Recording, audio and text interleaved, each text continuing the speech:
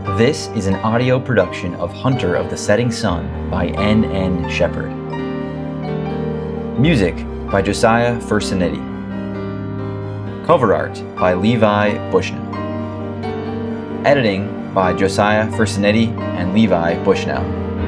Read by the author. Hunter of the Setting Sun. Episode 13. A faint haze floated about the inside of the tent, distorting the lights and changing the shadows that were cast. A small fire flickered in the center of the room, and 3 men sat around it, their legs crossed before them, backs straight and high. The haze that filled the tent wasn't smoke from the fire. Emmond could tell that right away. There was an opening at the top of the tent, and the smoke floated up to escape out of this. No, the haze came from the long brown and green pipe that one of the 3 men held to his mouth, puffing slowly. None of them arose as the group entered, but Half Buffalo gestured to the fire and then stepped back, ducking as he neared the sloped walls. Coop took a seat, sitting in the same way as the other 3 men, and Relvin and Emmond followed, sitting next to him. The circle around the fire was complete. Their guide, Coop's young friend, said something to the 3 men of his people, and then quickly ducked back out of the tent, closing the flap door behind him. Darkness filled the place, despite the small glow of the fire in the midst of them. The faces of the men across the fire came and went, their stern eyes and black hair here and then gone as the haze played around on the air currents. "You have returned."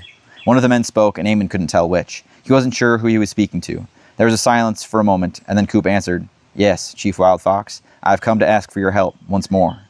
"I loved your father," came an answer, and this time Emmond could see that it was the tallest of the 3 men who spoke. He sat between the other 2, and Emmond noticed that he wore feathers in his hair, hanging down behind his ear. "Yes," Coop said. "And you," the chief said, turning his face just slightly. Emmond saw that he was looking at Relvin. "You have returned as well, though even longer has it been." "You are not a chief, then," Relvin answered, smiling kindly. "I remember those days with great fondness." "It is your path we follow?" the man asked. Relvin nodded. "We do not have the medal. It was stolen in a fight with Running Bear's tribe. They took it, though we do not know its purpose. I am sorry." Relvin raised his hands and waved them back and forth. No, do not apologize. I should not have been away as long as I was. I do not require the medal any more, for now at least. Perhaps another time." The man smiled across the fire. "I might be dead by then." "So may I," Relvin laughed. Wild Fox took the pipe from the man to his left and reached across the low fire, handing it to Relvin. The servant took the pipe, gestured with it in thanks to the older man, and raised it to his lips. His eyes closed as he pulled in smoke, his cheeks hollowing and small little embers glowing in the bowl at the other end. He tilted his head back, lowered the pipe, and with his eyes still closed, slowly let out a large cloud streaming from between his lips as though he were making a silent whistle. He coughed once, then tilted his head back down and nodded his thanks. "I would tell you a story," Wild Fox said, "before you would ask me for help." "It would be an honor," Coop said. "Yes," Relvin agreed. The chief nodded, slowly, thoughtfully, resting his hands on his knees, and with his arms nearly straight, he lifted his back even higher. For a moment, his face disappeared entirely as smoke and haze moved over him, and when the cloud passed, his eyes were wide and old, and Emmond saw the wrinkles in crow's feet for the first time. "There was a man named Naye who went into the forest to build a canoe. There were many tall trees with wide trunks, thick enough to cut in half and shape into a canoe. When he found the one he desired, he realized that he forgot his hatchet and could not cut it down. So he asked the forest for help. The trees answered him, saying, 'Why would we help you cut down one of our friends?' Naye realized he hadn't considered this. Just as he was going to turn back to the village to retrieve his hatchet, a bear and his family came across Naye. The man asked the bear for help. 'What will I get in return for pushing down your tree?' Naye promised him a ride in his canoe to anywhere he wished to go. The bear agreed and gathered his family members to help him push down the tree. With their strong arms and legs, they managed to push the tree right from the ground. 'Tell us when you float the canoe, and we will come join you.' Naye agreed, though he did not intend to keep his word. With the tree down, Naye realized that he also forgot his carving tools. Just as he was going to turn back to the village, a large beaver climbed on the fallen tree and stared at Naye. The man asked the beaver for help. 'Why would I help you?' Naye promised the beaver a ride in his canoe to anywhere he wished to go. The beaver agreed and left, returning a moment later with a large group of beavers. Quickly, with their sharp teeth, they chipped away at the fallen tree, shaping it into a canoe. 'Tell us when you float the canoe, and we will come for our ride.' Again, Naye agreed. With the tree cut down and the wood shaped into a canoe, Naye only needed to pull it to the river and grease it. Just then, a pack of cougars sprang into the clearing to attack Naye. He yelled at them to wait. He told them that if they helped him, he would let them ride in his canoe. Why would we want that? He told them that there is a great herd of white-tailed deer on the other side of the river, and he will take them to eat them. This sounded good to the cougars, as they had not had white-tailed deer in a long time, so they agreed to help. Naye told them to find 2 wild pigs and kill them and bring them back to him. The cougars agreed, and not long after leaving the canoe, they came back dragging 2 dead pigs. Naye thanked them and began the work of taking their fat and sealing and coating the wood to keep it from cracking. 'Tell us when you float the canoe, and we will come for our ride.' Naye was afraid of the cougars and agreed, even though he had no intention of giving them a ride. He only needed to move the tree to the river now. It wasn't a long journey, but one he could not make himself. He forgot to bring others from the village to help him and began to turn back to get their help. Just as he was leaving the hollow tree, 2 large moose came into the clearing. They were walking slowly and stopped when they saw Naye. He asked them for help pulling the canoe to the river. "Why would we help you?" He told them he would give them a ride in the canoe to anywhere they wanted. They accepted this, wishing to travel out of the forest to the plains, where the grass was greener. Naye tied the canoe to the strong necks of the moose, and they pulled it to the river. Naye climbed into the canoe, and the moose climbed in as well. It was crowded, but it was a large canoe, and they didn't tip over. As they floated down the river, Naye saw the group of cougars up ahead. Naye realized that he forgot to make an oar. He could not steer out of the way, so all of the cougars jumped from the shore into the canoe, squeezing in among the moose. The canoe rode lower in the water. Farther up the river, the beavers were working on a small dam, and when they saw the canoe coming toward them, they swam toward it and climbed aboard, fitting in among the moose and the cougars. They moved on down the river, and a roar could be heard up ahead. It was a waterfall, and standing at the top of it were the bears, reaching into the water and catching the salmon that leapt up the falls. Naye cried out to them, asking for their help to stop the canoe from crashing over the waterfall. "There is no more room on the canoe, and you promised us a ride," said the bears. Naye tried to make more promises, but they just came closer and closer. The beavers jumped into the water and swam to safety. The cougars leapt from the canoe and reached the bank, and the moose simply stepped out and walked to the shore. As the canoe reached the edge, one of the bears reached out for Naye, and he took hold of his great paw. The canoe fell over the edge and crashed to the rocks below, and the bear quickly ate the man. Chief Wild Fox didn't smile or laugh when he finished his story, which made Emmond feel that it was meant as a very serious thing, not something lighthearted to tell a child. There was silence in the tent. Not even the puff of the pipe sounded as no one moved, all looking into the fire. Emmond thought over the words, trying to put together the story, searching for a moral. "Who suffers the most?" the chief asked, breaking the stillness of the space. He was facing Emmond straight through the haze. A clear line showed the man's face, dark eyes deep and wise. Here was a man who had not seen much and knew the same. "I don't know." "The cougars?" The man nodded, then turned to Relvin. "What say you, old friend?" "The man," he said. Again, the chief nodded before turning to look at Coop. "The beavers seem like they did the most work." The chief smiled at the boy, and his shoulders lowered a little, relaxing. "Be careful the promises you make, and to whom," he said. "A wise story," Relvin remarked. "What is your request?" Wild Fox asked the man. "I must return home," Relvin started, "and to do so I need your help, your belief in this land, in the sky, and in the earth. I could wait much longer, but every day grows weary. I would ask for your faith." "The faith of a native held in hand with that of a white man? Our God is not the same." Relvin shook his head. "The power is secondary, departed from the people, not from the creation, not the creator. I just need your faith in anything." There was a long, hard pause. "You said so once before," the old chief said. "I have not seen you in many seasons since." "You helped me move on." Wild Fox smiled. "Why would I help you now?" Relvin smiled back. "I will give you a ride on my canoe." Parker was a short ways from the tent when Emmond stepped out, following Coop and Relvin. The inspector was standing with Half Buffalo, and the two were taking turns drawing back a bow and firing the arrows at a round target hung between 2 smaller tents. The chief and his 2 advisors followed out of the tent as well, and as they talked with Relvin and Coop, amiably enough and talking as though nothing serious had just occurred in the dim interior of the tent, Emmond walked over to Parker. "You're holding it wrong," he said as he neared.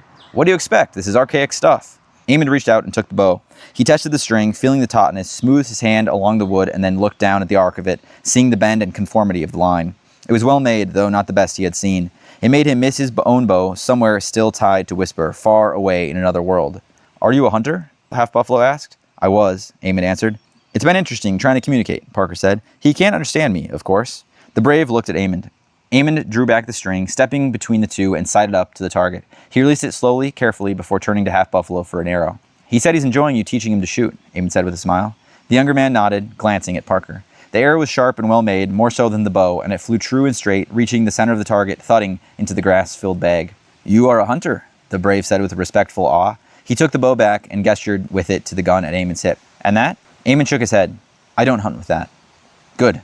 This is for hunting men, a dangerous thing." Emmond was hunting a man, had hunted and found his prey, but could not deal the death blow. His mind wandered to the chief's story as they talked. Emmond patted Parker's shoulder and turned to walk back to where Coop and Relvin stood with the chief. They neared, and the conversation quieted down as they arrived.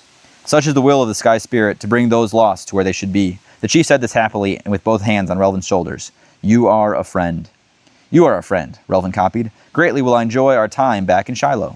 The hands fell away, and Wild Fox stepped back. The cheer was gone from his face. "No." Relvin shook his head. "No?" Emmond looked to Coop, and the boy looked back, his face just as confused as Emmond felt. "No," the chief said again. "I will help you here, on my land, with my people. I will not go to your town." We respect you, Chief, Coop put in. There won't be any trouble with you coming to town. I have not repaid the debt on my friend, Wild Fox said, turning to Coop. Pain was on his face now. I vowed I would not return until they were found. Coop shook his head, forcing a hurt smile. They're never going to be found. I've come to terms with that. The man shook his head. I have not. There were tracks in your mine, a fire. It's not my mine, the boy snapped. It is not my people's. His voice was angry. We did not cut holes in the mountain and take out the iron there, or the gold. White man's trains were not built by us. Your square houses were cut from the wood of the forest. The mines are more yours than mine. Coop looked as though he would turn and storm off, or hit the older man. Not all of us break and destroy for the sake of it. You're putting me in the same camp as the men who killed my pa? Not all of us raid your military encampments, but we are all blamed and seen as the same. Not by me, Coop urged. His teeth were tight and drawn. Again, he looked older than he was. We're fighting ourselves, Relvin said, putting himself into the mix. Is there neutral ground, someplace between where we can meet? Can we not do this now? The chief asked. Relvin shook his head, a near-mocking smile on his face. I'm not close to ready, not even with all the help I have asked for.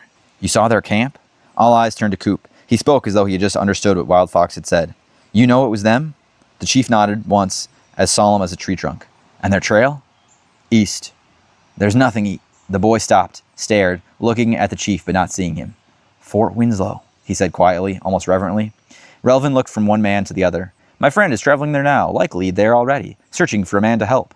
A priest, Wild Fox said. There's a man of your cloth there, for the soldiers. It's an actual fort? Emmond asked. It was only a fort once, and now it's a town, Coop explained. The fort remains, as it stands as the only outpost on this side of the plains, used heavily in the wars. Still a small contingent of officers posted there. Yes, the wars, Chief Wild Fox said with ancient sarcasm. Will you ride with me to the fort? What is happening with this plan? Emmond asked before any promises could be made. The men who killed my father, Coop started. Yes, I understand, Emmond cut him off. You would ride off on a chance for revenge? Are we not attempting to garner help rather than chase a goose? You're one to talk, Parker said. They all looked at him, and though Emmond and Relvin were the only two who could understand him, Emmond thought that the sentiment was somehow received by all. What's really happening here? Coop asked. This started as a favor for Dixie, helping you out through her, but now there's talk of belief and faith, and now the Blue Jack gang? Sounds fun, Parker said, and everyone ignored him.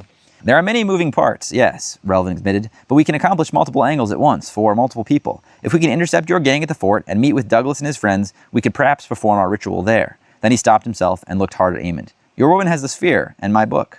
Emmond nodded, thankful. Keeping Relvin's greatest tools away from him had seemed the best course of action when they split up in Shiloh. We'll send some of us there to get her and follow the path that your preacher friend took. We'll meet at the fort and proceed from there. I will not take any braves. Focus shifted to the chief. I won't ask for any, Coop said. I would just ask for your help. One of the advisors to the chief, one who had been sitting slightly back, leaned forward and said something to Wild Fox in their tongue. The leader listened, his face a stone. He answered the man back, and the advisor stepped away, though he looked rather displeased. I will take my son, he said. Coop glanced to where Half Buffalo stood, drawing the bow back, and Emmond instantly understood the similarity between the two men. Who will go back to Shiloh? It was Parker who spoke, but none of the other men acknowledged him. Once again, Emmond reiterated his question. I will go, Relvin said. I can take the road from Shiloh to Fort Winslow, and if I meet with Douglas, I can convince him to turn back with us. You'll take Parker, Emmond said. The older man smiled a sinister smile, perhaps lost on everyone but Emmond. As you wish, he agreed. Cannot be overly cautious, can we? Relvin reached out a hand to the chief. Wild Fox took it and the men shook, then separated their hands and held them up, fingers to the sky, palms out. Only a few days, Relvin said. It was good to see you, my friend. Wild Fox nodded, smiling a smile that was kind and friendly, one without anything else hidden within. The group split up, Parker and Relvin gathering their horses from the people, and Emmond and Coop waiting as Half Buffalo and Chief Wild Fox prepared their mounts. While they waited, Emmond tried to gain more knowledge of the Blue Jack gang. Blue Jack is long dead, Coop explained. Maybe never even lived in the first place. Stories say that he was a notorious gambler, had a strange blue marking on his face, like a stain almost. Name of Jack, so they went with it. Turned from cheating at gambling to robbing stagecoaches to taking off trains. Passengers and goods, that kind of thing. People say he was trampled in a buffalo stampede after trying to steal gold from Cheyenne Indians. No one knows. His gang still rides, holding his name, robbing banks and stagecoaches and all the like. Highwaymen, really. The mine makes sense. They would hide out in old mines before they hit our ranch. What did they steal from you? Nothing, the boy grinned. Tried to take our stallions, rustle them out with a distraction. The burnt church? That was their distraction. Burnt it down and most of the town came out to help. Our ranch had the nearest well, which I suppose the Blue Jack boys didn't figure on. Had to make trips back and forth, and one of the hands saw them riding in the night. We stopped them, ran them off, but the next day they came back and attacked the big house, shooting 4 of our men. His face sobered. Those 4 and my pa. Why would they go to this fort? Loads of money, the boy said. Have to have something to keep the soldiers going. It's a bit stupid. Wild Fox is right about that. There's little Indian conflict left, not with the settlers at least, and just keeping the fort full of bluecoats makes the tribes anxious. Anyway, Wild Fox ain't exactly welcome there, but we aren't planning to just walk in through the gate. How then? Cover of darkness, same as they did to us. Emmond nearly made a comment about the integrity of such an attack, but realized that he would do the same to Relvin if he could. He had to sympathize with the boy, even if he didn't want to. Sympathize and help, or give up on Relvin entirely. They stood in a circle, their horses' noses nearly touching. 6 men, 2 of them boys, 2 of them old, and 2 of them from other worlds. Stay with him, Emmond told Parker. He won't get away, the inspector said gravely. Chief Wild Fox and his son wore brown clothing and necklaces of multicolors, their palomino ponies laden with weapons and other items for the journey. It was only a day's ride to the fort, but the men planned to scout it out and see what they would need to do to take out the Bluejack gang. It sounded dangerous to Emmond, like a war, but he found there was no choice. If he wanted to build his canoe, he must work with those who might kill him. Stay true, my friend, Chief Wild Fox said to Relvin. We will see you shortly. If the fort is destroyed, come in and look for our bones, said Coop. If not, and nothing has happened, go inside and maybe we'll come find you. But be ready for action. I don't think I'll have a gun, Relvin said, glancing from Emmond to Parker, but I will be ready. There was no goodbye, nothing to denote a departure. The two men for Shiloh turned and left, and the others walked their horses across the meadow to a different path than the one by which they entered. The Indians led the way, Half Buffalo taking full lead once they entered the forest. Coop and Emmond walked side by side, keeping their horses away from any trees or brush that could snag them. I thought they had given up on me, Coop whispered quietly to Emmond. I thought I would never have my peace, and that I would be beyond the renewed friendship of the tribe. It seems as though they have never stopped searching. This is their world, the boy pointed out. It makes sense for them to know who's moseying through. They were forced to move in single file, and so on they rode. The forest opened back out to a high road along the spine of the mountain. Here and there, cart tracks could be seen mixed with those of the horses, and occasionally Emmond thought he saw boot prints. There must have been recent rains in the mountains for there to be so many tracks, and not enough traffic to have them all stamped out. They rode mostly in silence, the father and son leading the way, sometimes turning off the path for another smaller one, and sometimes stopping to watch a circle of birds far down the slopes away from them. As the sun set behind them, casting their shadows long in the road ahead, Coop neared his horse to Emmond. He drew the pistol from his lap and held it out. You were speaking with your friend about guns? Emmond nodded. I know very little of the weapons. We don't have them in our world. Seems like a couple sharpshooters could take their fill of that world then, the boy smiled. Not me, of course. I have enough trouble here with a small ranch. If I'm able, I would greatly like to take one back with me. Coop spun the weapon and put it back in his holster. Can you shoot? No. Tonight, as we camp, I'll teach you. The riding went on, and Coop talked of the men who worked under him and how they had been friends with his father. He doubted himself, it seemed to Emmond, doubted if the men were really loyal to him or just to the memory of his father. They were all paid hands, that was not in question, but it seemed a dangerous job with the threat of horse wranglers and cattle rustlers in the world, trying to steal and stir up trouble. If one gang was willing to burn a church, what would others do? Emmond understood that loyalty must be a part of things, and he could understand where Coop stood. Likely, he would never be able to fully separate himself from his father. Emmond didn't say as much to the boy. Wild Fox and Half Buffalo rode ahead and either talked among themselves or went on in silence. They pulled their horses off the road they were on and up into a rock fall on the mountainside. It was similar to the place the group had slept the night before, though with no overhanging rocks to make the assumption of a cave. The horses were hobbled, and Coop and Half Buffalo hurried back to the forest to gather firewood. Emmond stood with Chief Wild Fox, watching the sunset to the east, seeing the sky shift through a pattern that transcended beauty. This is not your world? Emmond shook his head, watching the light change the color of the older man's face. Your preacher you call Relvin. We know him as Rogers, but in our language he is Waye Tate. Means hunting wind in the white man language. He says he is not from this world, says he is after something that does not exist. Wild Fox pursed his lips, and his dark eyes blinked at the setting sun. Are you chasing the wind? I suppose to some degree we all are. The chief chuckled a deep, heavy chuckle. Yes, you have wisdom. Tell me your name, for they never told me. Emmond told him, watching the man's eyes as they never left the horizon. Who lost the most? I do not understand. Naye, he said, turning finally from the sunset. It was as though the light had been stored in his eyes, for there was a glow in the brown orbs that Emmond found nearly mesmerizing. The story of the canoe? Yes. Emmond thought for a while, looking away from the light in the chief's eyes, trying to absorb some wisdom from the reds and pinks that covered the far sky, reaching up to meet the ocean blue above all. The more he thought of the story, the more certain he was there was no correct answer. The bear had come first, but the beaver had done the most work, and the cougars had been more lied to. But without the moose, the canoe would have just stayed where it was. True, Naye had died at the hands of the bear, but that was justice, was it not? I do not know. Emmond couldn't solve the problem, and really began to think that there was no problem to solve. He looked back at the chief and found the older man had been staring at him. The wisdom in his eyes shone as kindness. Perhaps sorrow as well, so deep were the eyes and so full of life. The tree, he said gently in his stoic accent. The tree had no part, and it was only brought down at Naye's request, shaped for something it was not meant to be, and destroyed because Naye was foolish. His name means fool in our language. Do you understand the story? Emmond couldn't look away from the man's face. It was all sorrow there. Pain etched the lines in his face, tugged at the corners of his eyes and mouth. There seemed to be only one question Emmond could ask. Who is the tree? But the boys bounded up the rocky slope, laughing a little to each other, their arms piled with dead logs, cured perfectly among the forest floor. Wild Fox just smiled at Emmond as the boys neared and began preparing to cook. Emmond thought of what the chief said as they prepared food and ate together, the young men talking and laughing, sometimes in the language Emmond understood, but other times the words were a mystery.